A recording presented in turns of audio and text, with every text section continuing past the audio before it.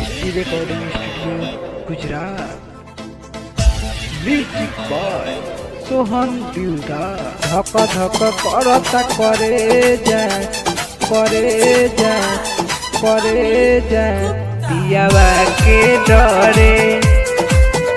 पियावा के डरे आवे आवे कहता यारबा सखी हो घरे। आवे आवे कहता यारबा सखी हो घरे। धक धक करता करे जाए धक धक करता करे जाए पियावा के डरे।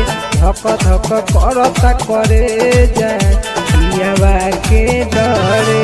धक धक करता करे जाए पियावा के डरे।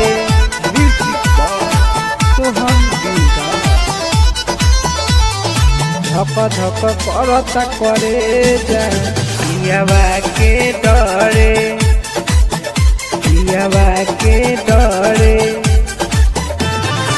कोइला बिना बात छान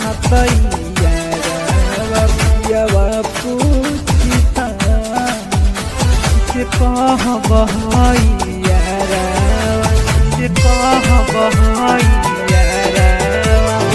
कोइला बिना बात छान पियावा पूछता कैसे कहब बानी मजबूर बाकी हमरो मनवा त करे। बानी मजबूर बाकी हमरो मनवा त करे।